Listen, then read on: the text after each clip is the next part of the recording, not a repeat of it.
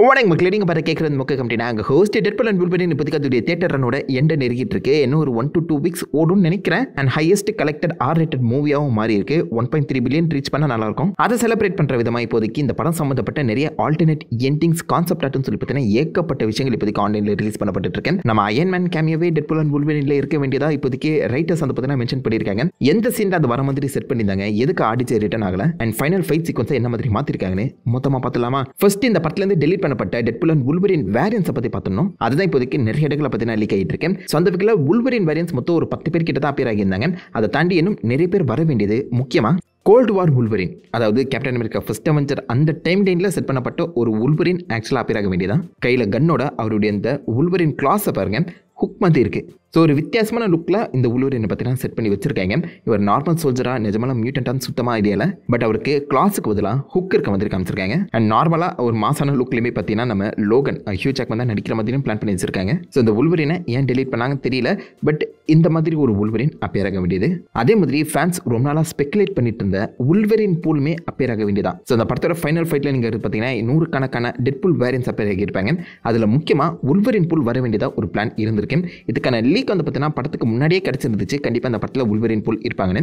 But ஏன் cancel பண்ணாங்க சுத்தம் ஐடியா இல்லைங்க. இப்போதைக்கு அந்த கான்செப்டை உருவாக்கின ஆர்டிஸ்ட் வந்து பார்த்தீங்கன்னா அதை அஃபிஷியல் லுக் வந்து ஷேர் பண்ணியிருக்காரு. வூல்வரின் பூல் பார்க்கவே நல்லா இருக்காப்ல. ஸோ இது வந்து வூல்வரின் வேரியண்ட்டாக சொல்கிறதா இல்லை டெட்புல் வேரியண்ட்டாக சொல்கிறதான்னு தெரியல. ஸோ வூல்வரின் பூல் ஆக்சுவலாக ஃபைனல் ஃபைட்டில் இந்த பக்கம் நம்ம டெட்புல் அண்ட் வூல்வரின் எதிர்த்து சண்டை போடுற மாதிரி ஒரு சீக்வன்ஸே வந்து பார்த்தீங்கன்னா செட் பண்ணியிருக்காங்களாம். பட் படத்தோட அந்த பட்ஜெட் கன்ஸ்டன்ட் காரணமாக இந்த வூல்வரின் பூலை ரிமூவ் பண்ண வேண்டிய ஒரு சிச்சுவேஷன் ஏற்பட்டிருக்கான். நீங்கள் படத்தில் பார்த்தீங்களா, அது எல்லாமே ஆல்ரெடி பிளான் பண்ணி எடுத்ததான். எந்தெந்த விஷயங்கள்லாம் ரிமூவ் பண்ணப்பட்டுச்சோ அது எல்லாமே பட்ஜெட்டுக்காக தான் ரிமூவ் பண்ணியிருக்காங்க. ஸோ வூல்வரின் பூல் அப்பியர் ஆகாமல் போனதுக்கு காரணம் பட்ஜெட் தான் அப்படிங்கிற மாதிரி சொல்லப்படுது. ஸோ இதை பார்த்தா நம்ம டெட்புல் என்ன மாதிரி ரியாக்ட் பண்ணியிருப்பாருன்னு சொல்லி யோசிக்கவே முடியல. படத்தில் காமிச்சு தான் நல்லா இருந்திருக்கும். 100கணக்கான பேர் வரதுக்கு பதிலாக ஒரு 10 பேர் ரொம்ப செலக்டிவாக ஒரு இன்ட்ரெஸ்டிங்கான 10 பவர்ஃபுல்லான டெட்புல் வேரியன்ஸ் இறக்கி சண்டை போட வச்சிருந்தாங்கன்னா நல்லா இருந்திருக்கும்ல. வூல்வரின் பூலை காமிச்சிருக்கலாம், மிஸ் ஆயிடுச்சு. பட் அது மட்டும் இல்லாமல் நம்ம டெட்புலோட சைபர் பங்க் வேரியண்ட்டுமே அப்பியர் ஆக வேண்டியதாங்க. இப்போ லேட்டஸ்டாக நீங்கள் ஸ்பைடர்மேன் இன்டு தி ஸ்பைடர்வர்ஸில் கூட ஸ்பைடர் பங்க்குங்கிற ஒரு கேரக்டர் பார்த்துருப்பீங்க. அதை இன்ஸ்பயர் பண்ணி டெட்புல் பங்க் கேரக்டர் பற்றினா வர மாதிரி ஐடியா இருந்திருக்கு. அந்த லுக்கை பார்த்தாலே உங்களுக்கு தெரியும். அனார்கிஸ்ட் டெட்புல் இந்த லுக்குமே நல்லா தாங்க இருக்கு. லைட்டாக ஒரு ஸ்பைடர்மேன் வைப் வரதான் பார்க்குது.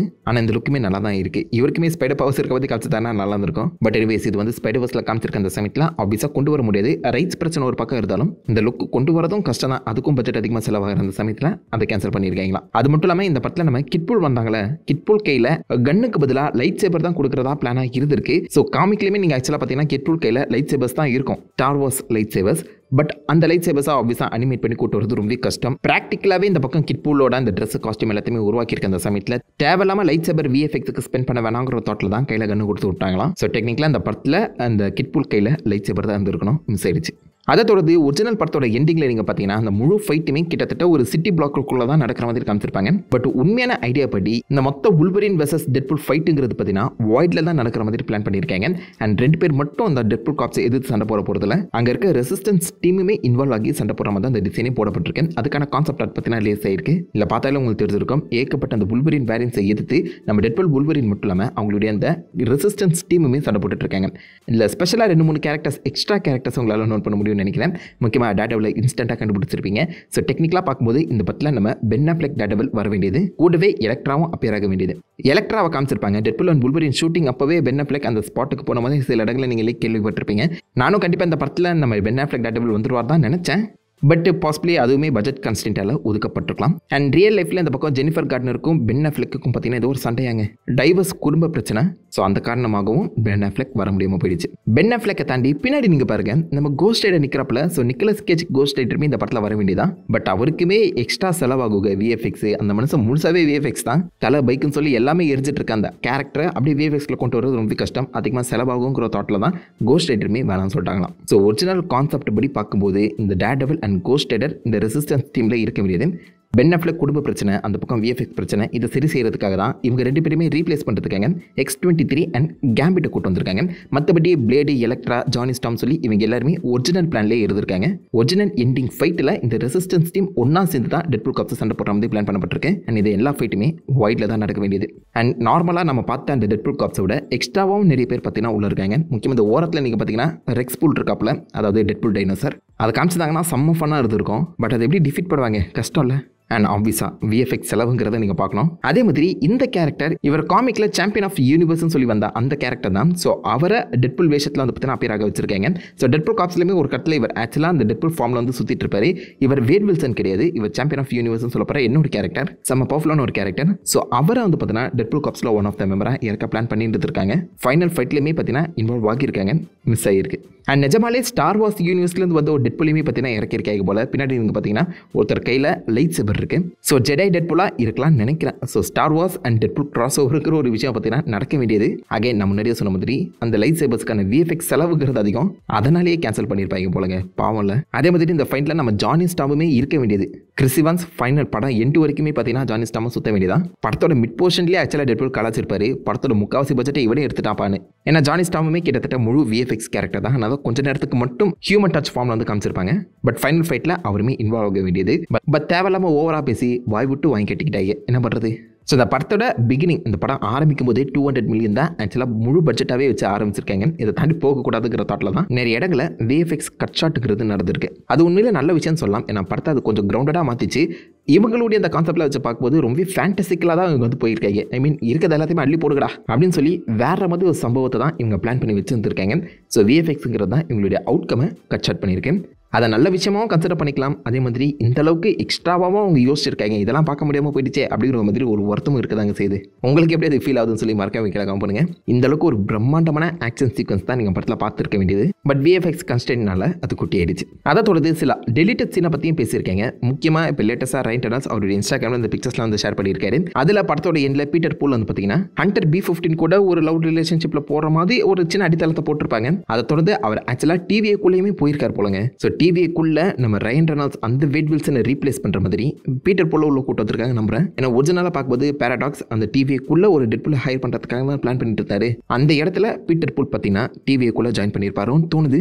டெட்புல் 4 வந்தால் தான் அது உண்மையாக இல்லைங்கிறத நம்மளால கிளியர் கட்டாக புரிஞ்சுக்க முடியும். பட் பீட்டர் பூல் ஆக்சுவலாக டிவிஏக்குள்ளே போயிருக்காரு, டிவிஏவா பாசிபிளி சுற்றி பார்த்துருப்பாருன்னு நினைக்கிறேன். அதே மாதிரி இப்போ லேட்டஸ்டாக அந்த ஒரு இன்டர்வியூ படி இந்த படத்தோட ரைட்டர்ஸ் வந்து பார்த்தீங்கன்னா ஒரிஜினலாக ஆர்டிஜேக்கு ஒரு தனியாக கேமியோ சீன் வந்து எழுதியிருக்காங்க. அந்த கேமியோ சீன் ஆப்வியஸாக அந்த ஹாப்பி ஓகனோட இன்டர்வியூ சீக்வன்ஸில் தான் வர மாதிரி சொல்லப்பட்டிருக்கு. அதில் நம்ம டெட்புல் பார்த்தீங்கன்னா எப்படியாவது அவஞ்சர்ஸ் டீமுக்குள்ள சேரணும்னு சொல்லி ஏகப்பட்ட மனம் உருக்கிற மாதிரி ஸ்பீச்சை கொடுத்துட்டு அப்புறம் இதெல்லாம் நான் ஏன் உங்ககிட்ட சொல்லிட்டு இருக்கேன், இந்த கேமியோ சீக்வன்ஸ்லாம் பண்ண மாட்டாரா அவரு அப்படிங்கிற மாதிரி கலாச்சி விட்டுருப்பாங்க நம்ம ஆர்டிஜேவை. ஒரிஜினலாக பார்க்கும்போது இந்த சீக்வன்ஸ் முடிச்சிட்ட அப்புறம் படத்தோட எண்டு போஸ்ட் கிரெடிட் சீன்ல நம்ம ஆர்டிஜே ஹாப்பி ஓகனை பார்த்து யார் பாவன் யாரை நீ இன்டர்வியூ எடுத்துட்டு இருந்த அப்படின்னு சொல்லி கேட்குற மாதிரி ஒரு டைலாக் பார்த்தீங்கன்னா செட் பண்ணியிருக்காங்க. அதாவது இந்த படத்தோட போஸ்ட் கிரெடிட் சீனுங்கிறது ஆர்டிஜேவோட அந்த கேமியோட தான் முடிய வேண்டியது.